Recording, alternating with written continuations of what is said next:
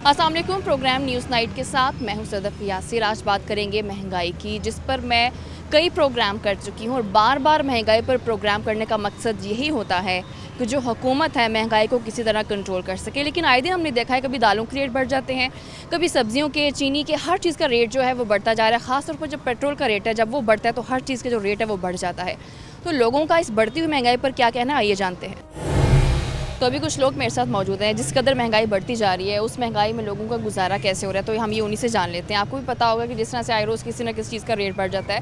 ख़ास तौर पर जब पेट्रोल का रेट बढ़ता है तो हर चीज़ का जो दाम है वो डबल हो जाता है। दालें महंगी हैं, सब्जियाँ, चीनी, आटा, चावल, जो चीज़ भी ले लें महंगी है। तो इतनी महंगाई में गुजारा कैसे कर रहे हैं? बहुत मुश्किल से गुजारा कर रहे हैं और गुजारा हो नहीं रहा। 2 महीने हो गए, घर में भी नहीं, बच्चों का खर्चा नहीं पूरा हो रहा है। बहुत मसला बन रहा है, बहुत ज़्यादा परेशान हूँ, दिन रात परेशान हूँ। रोटी का आटा, दाल, कोई चीज़ पूरी कर नहीं सकते, बहुत महंगाई हो गई। वजह क्या समझते हैं कि इस कदर महंगाई क्यों हो रही है, वो भी ख़ास तौर पर इस टाइम में? ये हुकूमत ही ऐसी है। जब ये हुकूमत आई है, बहुत परेशान हूँ।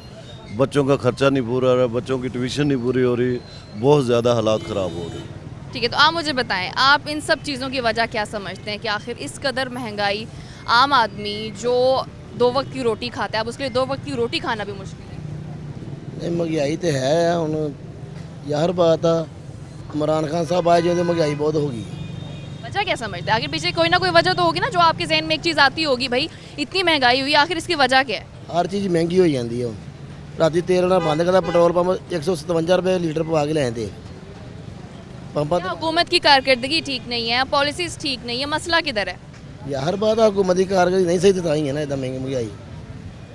ठीक है, अच्छा, मेरे साथ एक होटल है, उसके मालिक मौजूद हैं। चूँकि आप एक रेस्टोरेंट है वो चला रहे हैं और इस रेस्टोरेंट में हर तरह के लोग आते होंगे, जो कुछ थोड़े गरीब होते होंगे, कुछ थोड़े मिडिल क्लास के भी होते होंगे। लेकिन जो एक गरीब तबका है, ख़ासतौर पर अगर वो होटल का रुख करता है कि चलो हमें 10 रुपये की रोटी मिल जाएगी, चले हमें 20-30 रुपये का सालन मिल जाएगा। लेकिन आज के टाइम में अगर कोई आपको ये कह देता कि भाई मेरे पास सिर्फ 30 रुपये हैं, इसमें आप मुझे खाना दे दें, क्या उतने में खाना मिल जाता होगा?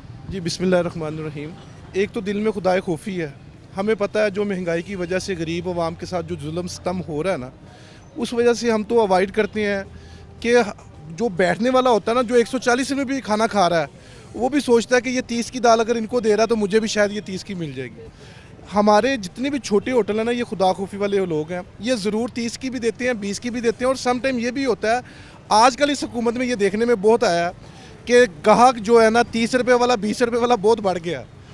हम लाजमी अल्लाह की ज़ात को हुकूमत के लिए नहीं करते, हम अल्लाह के लिए करते हैं। और हमारे सारे जितने भी, क्योंकि मैं होटलों को प्रेजेंट कर रहा हूँ पूरे फैसलाबाद में, तो हम हर होटलों पे अल्हम्दुलिल्लाह जितना भी गरीब तबका है। इससे आपको तो फ़ायदा नहीं होता होगा। देखिए, आप बिल्कुल, एक अच्छी बात है आपकी कि खुदा तर्स इंसान में होना चाहिए कि अगर कोई कहता है कि भाई मेरे पास पैसे ही इतने हैं, इतने में आप दें, लेकिन इससे आपका कारोबार कितना इफेक्ट होता है? कारोबार तो अगर ये, मैं तो कहता हूँ कि ये जो लोगों को हम कमाइयाँ देते हैं ना, जो खिलाते हैं हम 20, ये हमारी असल कमाइयाँ यही हैं।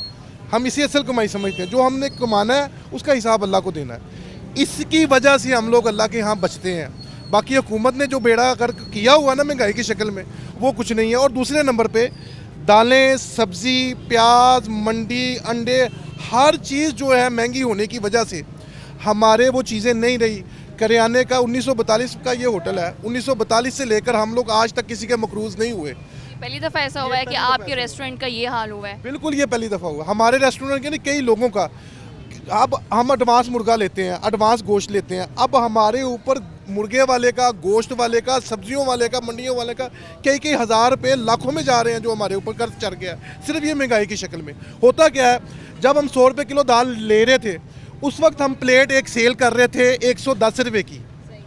आज हम दाल ले रहे हैं 150 रुपये की प्लेट, फिर हम 110 रुपये की सेल कर रहे हैं। अब मुझे ये बताएं, 1 किलो में अगर 20 प्लेटें निकलनी है सब्ज़ी के में या किसी चीज़ में भी, अब वो 145 वाली ज़रब जो जाएगी वो हमारी बचत में से ही जाना है। तो अगर हम रोज़ का 2000-4000 कमा रहे थे, वो हमारा 700-800 रुपये में आ गया।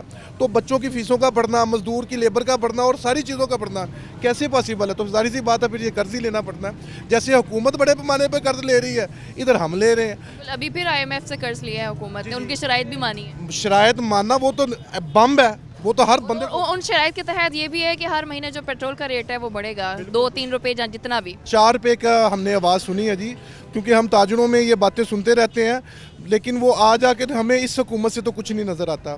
हुकूमतों का काम होता है, जमहूरियत का काम होता है, जमहूरियत का हुस्न ये होता है कि इस महंगाई शक्ल में नज़र आए। जो उम्मीदें लेके हम इमरान खान साहब को आए थे ना, वो उम्मीदें हमें कहीं नज़र नहीं आई। वो उम्मीदें हमारी टूटती ही नज़र आ रही, और हमें उम्मीद भी नहीं रही कि शायद ये महंगाई का कोई सिलसिला, कोई ऐसा सैलाब थम सके। ये लगता है सैलाब अब चलता ही रहना। ठीक है, आपके समझ में एक सवाल हमेशा अपने प्रोग्राम में पूछती हूँ, खासतौर पर जब मैं महंगाई में करती हूँ, क्योंकि ये लोगों से जानना बड़ा ज़रूरी है कि आखिर वो हुकूमत की कौन सी ऐसी चीज़ है जिसमें खामी समझते हैं। तो आपको क्या लगता है, हुकूमत की कौन सी डायरेक्शन ऐसी जहाँ पर वो गलत जा रही, पॉलिसीज़ ठीक नहीं है या अपना काम ठीक नहीं कर पा रही, वजह क्या समझते हैं? जी, बिस्मिल्लाहिर्रहमानिर्रहीम। सबसे पहले मैं सिटी 41 का शुक्रिया अदा करता हूँ कि वो आए बगाहे आवाम के दुख और दर्द को महसूस करते हुए आवाम की राय लेने के लिए हमारे पास आते हैं। तो बात देखें सिंपल सी है कि पाकिस्तान जो एक मुल्क है, इसके वसाइल कम हैं, ठीक है ना।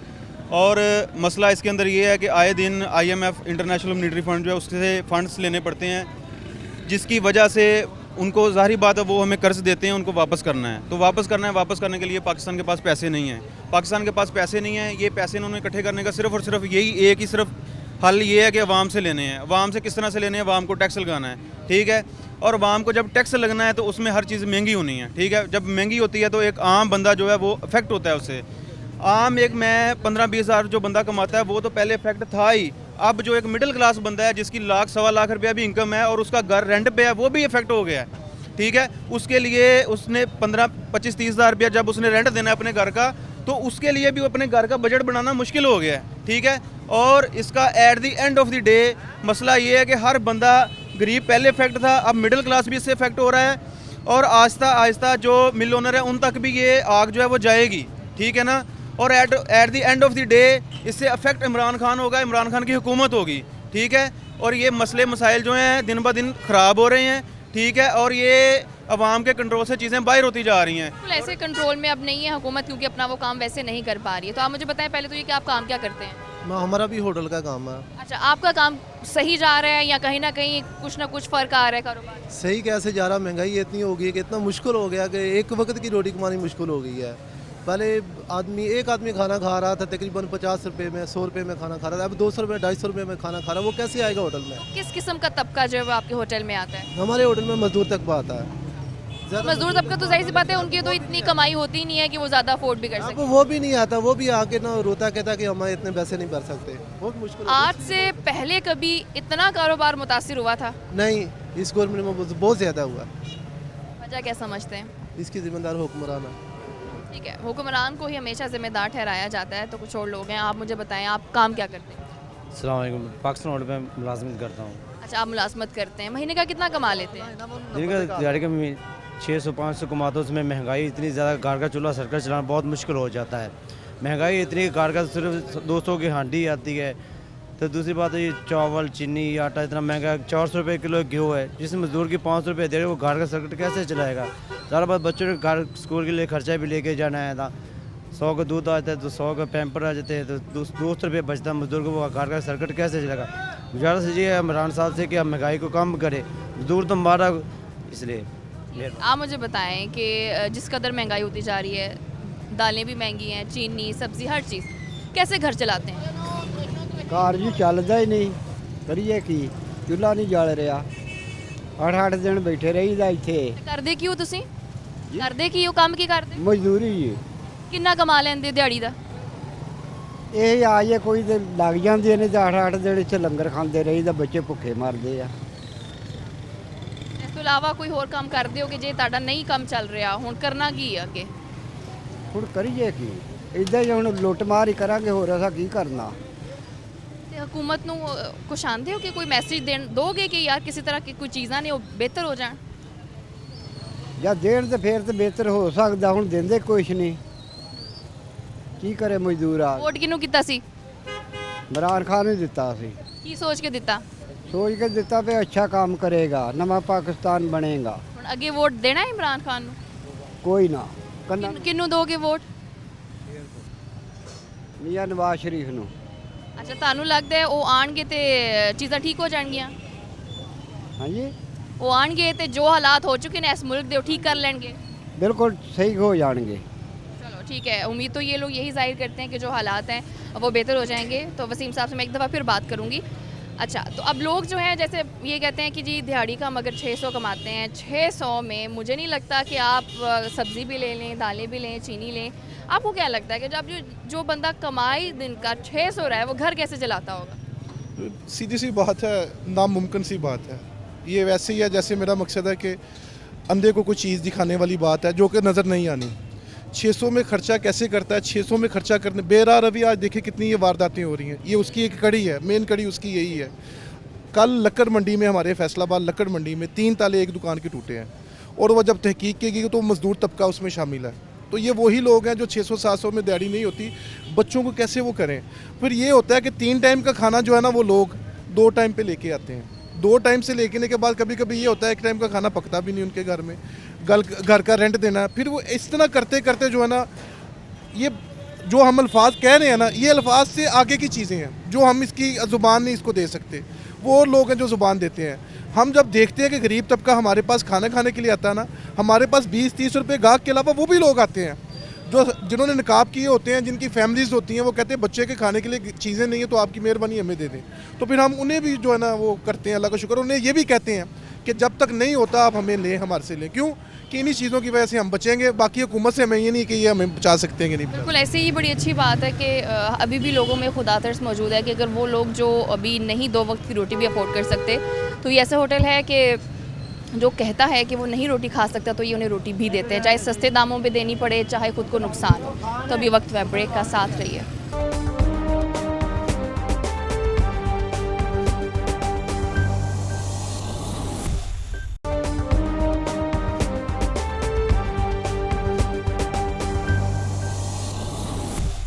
Welcome back. तो अभी मैं गल्ला मंडी में मौजूद हूँ। यहाँ पर कुछ लोग मेरे साथ मौजूद हैं, उनसे बात करेंगे बढ़ती हुई महंगाई के हवाले से। जैसे कि हुआ क्या है कि जो दालें हैं पहले ही ऑलरेडी काफ़ी महंगी थी, अब उनके रेट्स भी बढ़ गए हैं। आटा है, चीनी है, हर चीज़ के रेट जो है वो डबल होते जा रहे हैं। तो इस बढ़ती हुई महंगाई में ख़ास तौर पर जो हजरात कारोबार करते हैं उनके लिए कितना नुकसान होता है? कुछ चीज़ें ऐसी हैं जो जैसे होता है ना यूनिवर्सल ट्रुथ, जितना भी ट्रांसपोर्टेशन या उसकी जो तैयारी के मराहल में जो चीज़ है बढ़ती जाएगी, वो एक फितरती तौर पर महंगाई का असर बनेगी। जैसे इलेक्ट्रिसिटी है, ट्रांसपोर्टेशन है, और ट्रांसपोर्टेशन में सबसे बड़ी बात पेट्रोल है।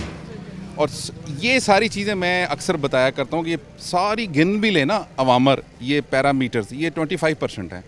75% जो है जो हुकूमत वक्त की पॉलिसीज़ हैं, उनकी कारकर्दगी है, ये उसका खमियाजा है।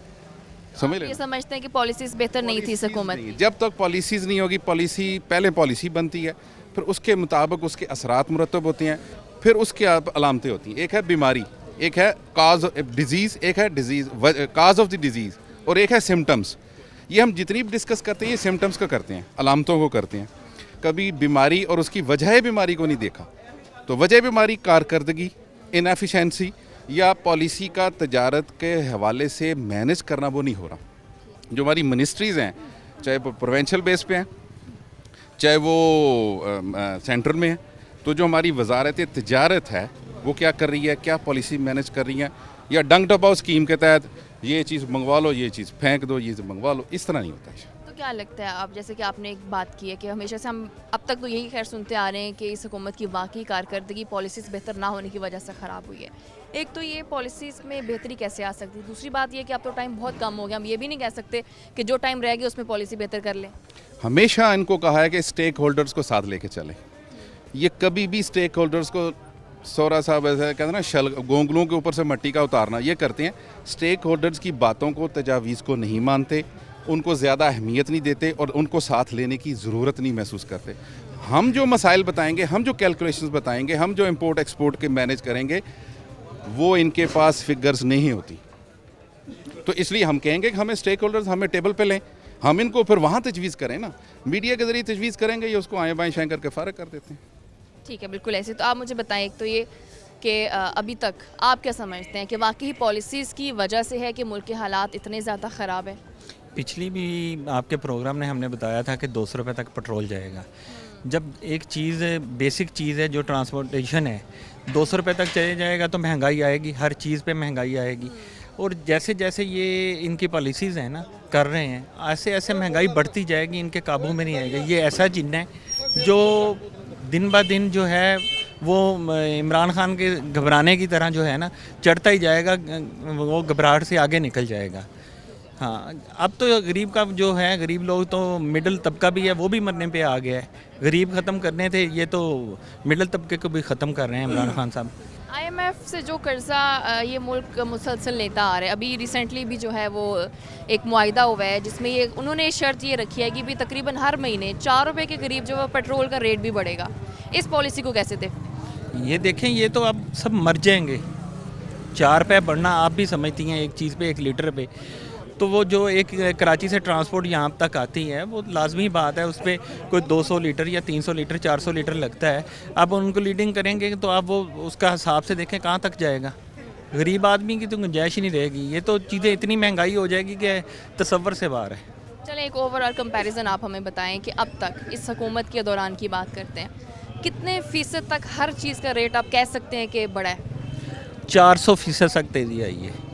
एक चीज़ अगर 4,000 रुपये की थी वो तकरीबन अब 16,000 रुपये की हो चुकी है। जितने केमिकल्स हैं, जो भी हैं, प्रोडक्ट है, आप तो सिर्फ ये, हम तो बेसिक चीज़ों पे आते हैं ना, दाल चीनी वगैरह पे, और इतनी चीज़ों की महंगाई है कि आप उसका तसव्वुर नहीं कर सकते।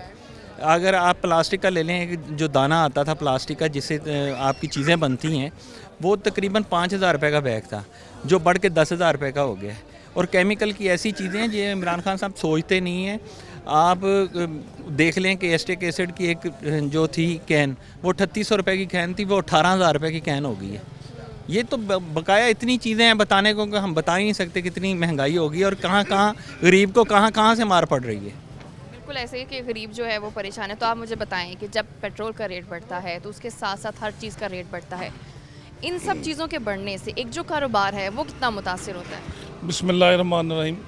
चूँकि जी हमारा सब कुछ जो लोडिंग पे खर्चा पड़ता है, ये कारोबार मुतासिर नहीं होगा। ये देखिए जी, बात है, इस बात की तो इमरान खान साहब को भी खुद समझ है। उन्होंने अपने बयान में कहा था जब 1 रुपया बढ़ता है किसी भी पेट्रोल का तो वो एक बंदे पर कितना मुतासर करता है। ताकि ये देखें बार बार पेट्रोल है, ये इस गवर्नमेंट ने किस दिन अपना फड्डा कंप्लीट किया, कभी किसी मद में कभी किसी मद में, आजकल पेट्रोल कभी कैरी।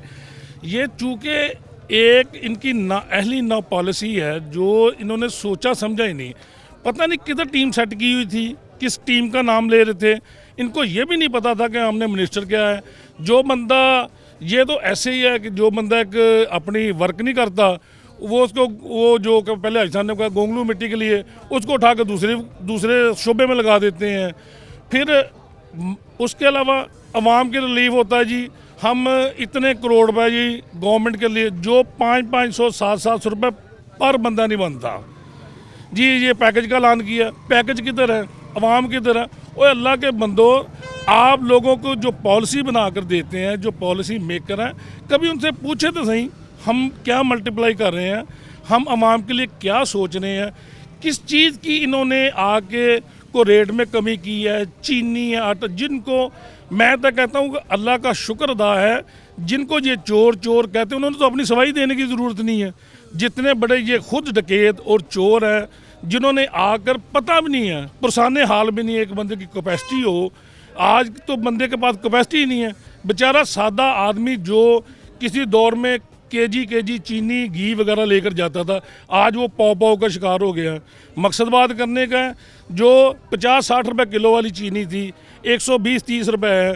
घी जो 150-55 रुपये वाला 380-90 रुपये हो गया। उसके बावजूद इनकी मुझे पॉलिसी समझ नहीं आती, कभी कोई इशू कभी कोई इशू। जो मेन मसला आ रहा है वो पॉलिसी का है। खला मंडी के सदर भी मौजूद है, मैं उनसे बात करूँगी। सबसे पहले आपसे भी इन पॉलिसीज़ के बारे में जानना चाहूँगी। दूसरी एक बात, कभी आपने ऐसा देखा है कोई ऐसी हुकूमत भी गुजरी हो जिसमें वज़ीर जो हैं वो इतनी तेज़ी से और इतनी बार तब्दील हुए हो? देखिए जी, मैंने तो आज तक कोई ऐसा नहीं गवर्नमेंट देखी कि बार वज़ीर, IG और चीफ सेक्रेटरी बार तब्दील होते हों। ये जब ये ऐसी चीज़ होती तो ये समझे हुकूमत की नाकामी है। हुकूमत की तो मैं ये समझता हूँ हर तरफ नाकामी नज़र आ रही है और ऐसे लग रहा है जैसे हुकूमत नाम की चीज़ ही नहीं है। रोज़ बिजली बढ़ रही है, रोज़ पेट्रोल बढ़ रहा है, रोज़ गैस बढ़ रही है, रोज़ खाने पीने की अशिया बढ़ रही हैं, रोज़ डॉलर बढ़ रहा है, डॉलर तो काबू में नहीं आ रहा है। तो ये सारे गवर्नमेंट के काम है। गवर्नमेंट को तो मेरा है जूं तक नहीं रेंगती, ना कोई वज़ीर बयान दे रहा है मुल्क में क्या हो रहा है, कोई वज़ीर कुछ कर रहा है, कोई कुछ कर रहा है। सारे वज़ीर जो है ना सिर्फ नवाज शरीफ को नीचा दिखाने के लिए लगे हुए हैं। इनको कोई पता नहीं हमने कौन सा हमारी जिम्मेदारी है, कौन सी नहीं है। जब तक इनको जो है नवाज शरीफ का पीछा नहीं छोड़ेंगे तरक्की नहीं कर सकती गवर्नमेंट। बिल्कुल ऐसे। अच्छा, कुछ टाइम पहले इस हुकूमत ने एक पॉलिसी, एक रिलीफ पैकेज अनाउंस किया था आवाम के लिए, तकरीबन 120 या 30 अरब का था कि ये हम पैकेज ला रहे हैं, इससे हम आवाम को रिलीफ मिलेंगे। उस रिलीफ पैकेज को काफ़ी टाइम गुजर चुका है, कोई रिलीफ मिलता नज़र आ रहा है लोगों को? अभी तक तो मेरा ख्याल है मैंने तो रिलीफ नहीं देखा किसी गरीब को मिलता हो। इधर सारा दिन गरीब मेरे पास, मैं मार्केट का प्रेसिडेंट हूँ, मेरे पास आते रहते हैं गरीब तर हो रहा है, बल्कि अच्छे भले लोग भी गरीब हो रहे हैं, इतनी महंगाई हो चुकी है। तो गवर्नमेंट तो ऐसे जैसे मुल्क में है ही नहीं, बिल्कुल खाना ख़राब हो चुका है गवर्नमेंट का। ना कोई गवर्नमेंट का वज़ीर काम कर रहा है, ना कोई सदर कर रहा है, ना इमरान खान कर रहा है, कोई चीज़ काबू में नहीं है। हर चीज़ रोज़ बरोज़ ऊपर से ऊपर जा रही है। ठीक है, अब जिस कदर महंगाई हो चुकी है, मुल्क के हालात इतने ज़्यादा ख़राब हो चुके हैं, अब अगर हम ये भी कहते हैं कि दोबारा ये हुकूमत ना आए क्योंकि इलेक्शन करीब है, इलेक्शन होंगे, तो अब अगर जो दूसरी हुकूमत आती है, आपको लगता है कि इतने बुरे हालात को वो कंट्रोल कर सकेगी? देखिए जी, बंदे के अंदर सलाहियत होती है। अगर अल्लाह ताला ने कोई सलाहियत वाला आदमी, कोई वज़ीर आ गया इस मुल्क में, तो मैं समझता हूँ 100% महंगाई कम होगी। क्यों नहीं होगी? अगर सलाहियत नहीं होगी तो फिर अल्लाह मालिक है, फिर ऐसे ही ऐसे अभी रोल रहे हैं, उससे ज़्यादा रोलेंगे लोग। ठीक है। अच्छा, ये जो IMF का मुआहदा, जैसे पहले भी मैंने बात की, इस मुआहदे को कैसे देखते हैं? क्या आवाम को ये बता देना, एक तो पहले भी जब पेट्रोल का रेट बढ़ा था तो उससे पहले बता दिया गया था भी पेट्रोल का रेट बढ़ेगा, अब फिर हर महीने 4 रुपये बढ़ाने की बात की गई है, क्या ये सही है कि आवाम को पहले बता दिया है कि हर महीने आप लोग तैयार हैं, जो पेट्रोल का रेट है वो ऊपर जाएगा? IMF का जो मुआहदा है वो तो हमने नहीं देखा, ना हमारे सामने अभी तक आया है, ना आवाम के सामने आया है। ये इन वज़ीरों को पता है या गवर्नमेंट को पता है? असल में अभी जो ऐसे लग रहा है इन्होंने हर चीज़ को गिरवी रख दी है। रोज़ बरोज़ कहते हैं बिजली के बिल बढ़ेंगे, गैस के बिल बढ़ेंगे, मोटरवे जो हैं, बड़े बड़े रोड जो हैं, ये सब गिरवी रख दिए जाएंगे ताकि डॉलर लेने हैं। तो इनको पता नहीं है डॉलर कैसे लेने हैं, कैसे मुल्क चलाना है। जब तक इनको समझ नहीं आएगी डॉलर नहीं रुकेगा। बिल्कुल ऐसे कि अगर हुकूमत चलानी हो तो हुकूमत को समझना, इसकी पॉलिसीज़ को समझना ज़रूरी होता है। बार बार पॉलिसी चेंज करने से हुकूमत बेहतर नहीं हो जाती। अभी वक्त हुआ ब्रेक का, साथ रहिए।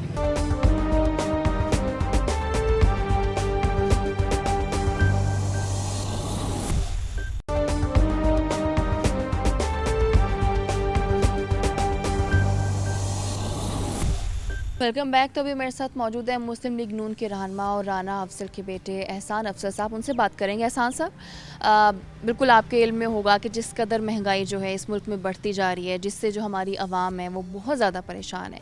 ख़ास तौर पर अभी कुछ दिन पहले ही जो IMF से एक मुआहदा हुआ है जिसमें ये कहा गया है कि हर महीने जो पेट्रोल का रेट है वो 4 रुपये बढ़ेगा। तो हुकूमत का पहले ही से लोगों को आगाह कर देना कि भाई आप पर हम महंगाई का बम गिराने वाले हैं, ये किस हद तक सही समझते हैं?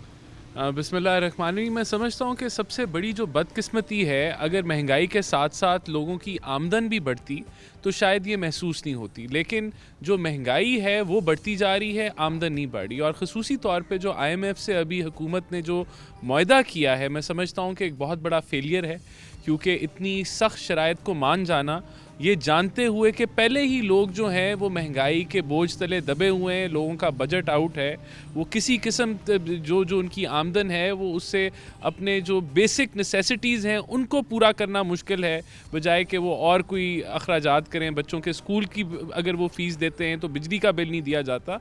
तो इस कश्मकश में आवाम के होते हुए ये मुआहदा कर लेना कि पेट्रोल की कीमतें 5 रुपये या 4 रुपये हर माह बढ़ेंगी, तो जब वो बढ़ेंगी तो हर चीज़ पे असर आएगा, हर खाने पीने की अशिया से लेके आपकी कपड़ों तक, और जो एक आम आदमी के जो ज़रूरियात हैं उसमें फ़र्क पड़ेगा।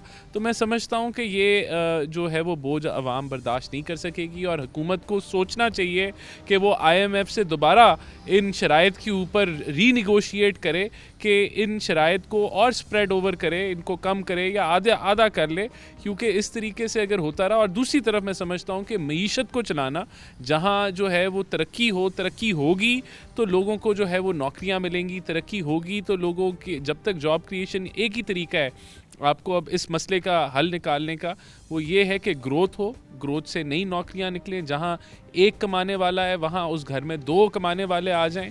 लेकिन अभी करंट सिनारियो में तो मैं समझता हूं कि लोगों को जो है वो सबसे बड़ा जो चैलेंज है वो नई जॉब्स मिलना और जॉब मार्केट में एक अनएम्प्लॉयमेंट का एक हाई लेवल पे होना, ये बड़ा चैलेंज है और इसको जो है वो अबूर करना हुकूमत का फ़र्ज़ है।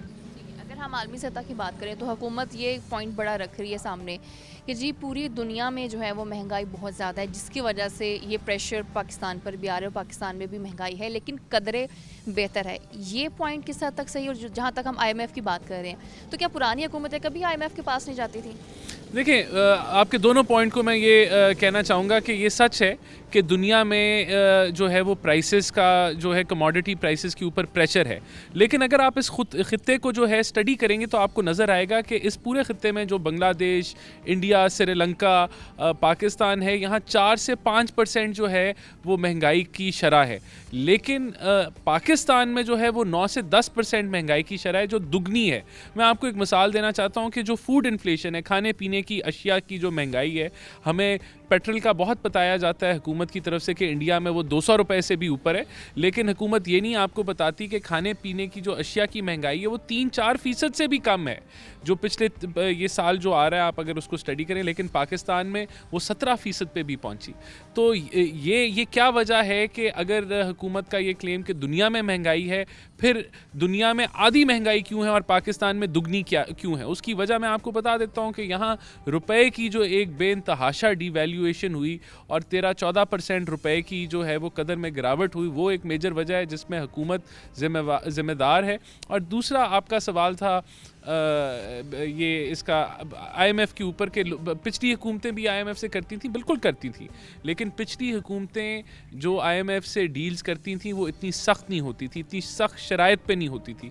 और आप देखें ये सख्ती बढ़ती जाएगी। अगर मुल्क के मईशती हालात और ख़राब होंगे तो IMF आपसे और सख्ती करेगी। लेकिन ये आपकी निगोसिएशन स्किल्स के ऊपर डिपेंडेंट है कि आप IMF से किस तरह की शराइत मनवा सकते हैं और किस तरह की आप रियायत ले सकते हैं। अगर हम ओवरऑल देखें कि अगर डॉलर का रेट बढ़ता है, पेट्रोल का रेट बढ़ता है तो महंगाई ऑटोमेटिकली ज़्यादा हो जाती है। मतलब दालें हो गई, सब्जियां, हर चीज़ का रेट बढ़ता है। अगर हम स्पेसिफिक डॉलर की बात करें तो इस हुकूमत से ये डॉलर कंट्रोल में नहीं आ रहा। जब आप लोगों की हुकूमत थी तो इसहाक डार ने डॉलर को जो है उसका रेट जो है वो कंट्रोल करके रखा हुआ था। तो हमारी आवाम भी यकीनन जानना चाहेगी कि आप लोगों के पास ऐसा कौन सा फार्मूला था जो इस हुकूमत के पास नहीं है? देखिए, डॉलर का रेट इस चीज़ पे मुनसर होता है कि जो आपका करंट अकाउंट डेफिसिट है उसको आप कैसे मैनेज करते हैं। और इसहाक डार साहब जब थे हुकूमत में तो 4 साल तो करंट अकाउंट डेफिसिट पे इतना प्रेशर पड़ा ही नहीं। आखिरी साल हमारे प्रेशर पड़ा करंट अकाउंट डेफिसिट के ऊपर, जिसकी वजह से डॉलर की रुपए की कदर गिरी। लेकिन वो इसलिए पड़ा करंट अकाउंट डेफिसिट पे क्योंकि CPEC के प्रोजेक्ट्स आ रहे थे, 11,000 मेगावाट हो रहा था, वो कंटिन्यू नहीं चलना था उसी तरीके से। इनसे क्यों नहीं मैनेज हो रहा? इनसे इसलिए नहीं मैनेज हो रहा क्योंकि इनकी एक बेइंतहाशा इनकॉम्पिटेंस है। इन्होंने स्टेट बैंक जो है वो IMF के हवाले कर दिया है। और इस चीज़ को जानते हुए जो ये हमें इल्ज़ाम देते थे कि हमने मसनूई तौर पर डॉलर को मैनेज किया है, तो आपको मैं बताना चाहता हूँ कि ये 6 अरब डॉलर जो है मार्केट में फेंक चुके हैं जब से 3.25 सालों के अंदर। उसके बावजूद ये डॉलर को मैनेज नहीं कर पाए। फिर वैसे जैसे आप अभी मैनेज करने की बात करें तो यहाँ पर एक चीज़ मैं वो कोट करना चाहूँगी। आपके जो वालिद साहब थे वो भी फाइनेंस मिनिस्टर थे, तो आप क्या समझते हैं कि उनके टाइम में भी, या आप उनका अगर स्टडी उनका देखें, एक्सपीरियंस देखें, तो क्या लगता है कि किस तरह से, अभी तो मैनेज नहीं है, किस तरह से ये चीज़ें मैनेज हो सकती हैं? देखिए, इन्होंने जब बजट आया तो इन्होंने बजट किया कि जो ट्रेड खसारा है और जो करंट अकाउंट डेफिसिट है वो 2 से 3% होगा, यानी कि 5 से 6 अरब डॉलर के अंदर करंट अकाउंट डेफिसिट होगा। और उसके मुताबिक इन्होंने अपनी जो अरेंजमेंट थी कि जो इन्होंने कर्जे बाहर से लेने थे वो किए। लेकिन अब ऐसे लग रहा है कि जो करंट अकाउंट डेफिसिट है वो 15 अरब डॉलर को भी छू सकता है। तो 10 अरब अजाफी जो है वो करंट अकाउंट डेफिसिट में इजाफा हो गया। तो अब इनको ये 10 अरब डॉलर्स अगर ये अरेंज नहीं करेंगे, इनको बोरो करने पड़ेंगे, अपने दोस्त ममालिक से बोरो करें या जहाँ मर्जी से करें। अगर उसमें ये नहीं करेंगे और टाइमली नहीं करेंगे तो ये जो डॉलर है ये इसकी उड़ान आप देखते रहेंगे और ये हो सकता है मुमकिन तौर पे 200 पे भी चला जाए। तो ये तो सप्लाई डिमांड डॉलर की कितनी है मार्केट के अंदर, पाकिस्तानी मार्केट के अंदर, उसकी वजह से अप डाउन। तो अगर ये जो शॉर्टेज हमें नज़र आ रही है कि 10 अरब डॉलर की शॉर्टेज आनी है करंट अकाउंट डेफिसिट की वजह से, आज अगर इसका हुकूमत बंदोबस्त कर ले और टाइमली बंदोबस्त कर ले तो ये रुपया जो है मुस्तहकम हो जाएगा। हम इस हुकूमत की तो बात करें कि इस हुकूमत से अभी तक चीज़ें मैनेज नहीं हो सकी, ख़ास तौर पर जब हम पॉलिसीज़ की बात करते हैं कि इस हुकूमत की पॉलिसीज़ ठीक नहीं थी, बार बार वज़ीर भी चेंज की कि शायद कुछ बेहतरी आ जाएगी। तो अगर हम ये देखें कि आज जैसे आप लोगों की अगर हुकूमत आ जाती है नून लीग की, आप लोगों की कोई प्लानिंग है कि क्योंकि जितने बुरे हालात अब हो चुके हैं, क्या नून लीग भी अगर आ जाती है अगले जब इलेक्शन होंगे तो क्या आप लोग इन सारी सिचुएशन को कंट्रोल कर सकेंगे? देखिए, हमें जब 2013 में हुकूमत मिली थी तो 2300 बम फटता था, दहशतगर्द फाड़ते थे पूरे पाकिस्तान में एक साल के अंदर, और 16 घंटे की लोड शेडिंग थी, बिजली की, गैस की लोड शेडिंग थी, बेरोज़गारी थी, और तब भी जो आपके जो स्टेट बैंक था वो तकरीबन दिवालिये की तरफ था। हमने उस सारे को भी टर्न अराउंड किया। देखें, अभी जिन चीज़ों की फ़ौरी तौर पे ज़रूरत है वो रुपए को मुस्तहकम करना है कि रुपए की गिरावट रुके। आप को जब आप ये मैनेज कर लेंगे तो एक हिस्सा जो महंगाई का है, जो 40-50% जो वजह है महंगाई की, वो आप कंट्रोल कर लेंगे। दूसरा, मैं समझता हूँ कि आपकी वो चीज़ें जो पाकिस्तान जिसमें ख़ुद कफ़ील है, जिस तरह चीनी हो गया, आटा हो गया, दालें हो गई, जो आज हम इंपोर्ट कर रहे हैं, वो आप शॉर्ट टर्म में उनको बेहतरी में ला सकते हैं क्योंकि वो एग्रीकल्चर रिलेटेड प्रोडक्ट्स हैं। तो उधर अगर आपकी पॉलिसी ठीक हो तो आप एक साल के अंदर आप इंपोर्टर से आप उसको, जिस तरह पाकिस्तान एक्सपोर्टर होता था इन चीज़ों का, आप वापस वो कर सकते हैं कि आपको कपास जो है इंपोर्ट ना करनी पड़े आपको ये सारी। तो वो आपका इंपोर्ट बिल कम करेगा, जहाँ आपके रुपए को और मुस्तहकम मिलेगा और आपका जो डॉलर के जो कर्जे हैं आपको कम लेने पड़ेंगे। दूसरा, मैं समझता हूँ कि जिस तरह टैक्स कलेक्शन हमारे दौर में बढ़ रही थी 20% हर साल, जो कि रुक गई इनके 3.25 सालों में, वहीं हमारी टैक्स रिफॉर्म्स जिस तरह हम पहले कर रहे थे वही हम कंटिन्यू करेंगे, तो उससे हमारी कलेक्शन बेहतर होगी और हुकूमत की जो है वो परफॉर्मेंस बेहतर हो जाएगी। लेकिन सबसे ज़रूरी ये है कि जो एक सियासी पोलराइजेशन बनी हुई है मुल्क के अंदर, कि आप ऑपोजिशन के साथ ना मिल बैठ के कोई बात कर सकते हैं, ना असेंबली चल सकती है, तो वो ख़त्म होने की ज़रूरत है और वो हमारी जमात ख़त्म करेगी और एक मैं समझता हूँ कि सबको साथ लेके चलेगी, तो उससे बहुत सारे मामले हल हो जाएंगे। और आखिरी चीज़ ये कि लोगों को मैं समझता हूँ कि इमरान खान पे अब एतमाद नहीं है, और ये बिज़नेस कम्युनिटी हो जाएं, आप ताजिर हो जाएं, या एक आम आदमी, वो अपनी उम्मीदें खो बैठा है कि शायद ये हमें डिलीवर बिल्कुल भी ना कर पाएँ। तो जब एक हुकूमत चेंज होगी तो वो लोगों को कॉन्फिडेंस दिलाएगी, ताजरों को, बिज़नेस कम्युनिटी को, सबको कॉन्फिडेंस दिलाएगी कि ये जो एक बदतरीन और एक नाअहल हुकूमत थी उसका अख्ताम हो गया। और मैं समझता हूँ उस कॉन्फिडेंस लेवल से ही बड़ा फ़र्क पड़ जाएगा। एहसान साहब, बहुत शुक्रिया। जैसे कि उन्होंने कहा कि कुछ चीज़ें अभी भी हैं जिन्हें बेहतर करने की ज़रूरत है। अगर पॉलिसी बेहतर की जाए तो शायद एक साल के अंदर अंदर ये सारी चीज़ें जो हैं ये कंट्रोल हो जाएंगी। अभी प्रोग्राम का वक्त हुआ ख़त्म, दोबारा मुलाकात होगी। अल्लाह हाफ़िज़।